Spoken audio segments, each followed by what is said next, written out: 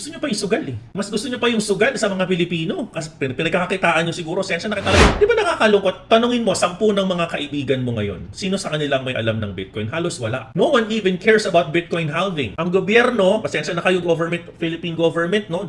Mahal ko kayo, alam niyo yan. Gumawa naman kayo ng paraan para mamulat ang mga tao to start investing on Bitcoin. Eh pati ang SEC, ngiwi. Ba wala nga man tayong kaanong klaseng fund. Talk about Bitcoin, pati ang mga bangko natin ngiwi. Marami pang mga nagsasabing influencer scam daw ang Bitcoin. Ito nauunahan na naman tayo ng mga superpower, China and US. Imagine mo, China and US are buying Bitcoin. Tayo nililimitahan bumili, no? Na kung saan tayo bibili. Tapos yung paglimita nila, na nakakainis pa doon, wala man lang kayo binigay na alternative or recommendation. Makapag-ban naman kayo ng Bitcoin, kala nyo napakalinis nyo, samantalang tumingin kayo sa social media. Diba sobrang dami nakikita mga bingo plus? Gusto nyo pa yung sugal eh. Mas gusto nyo pa yung sugal sa mga Pilipino. Kasi pinagkakakitaan nyo siguro, sensya na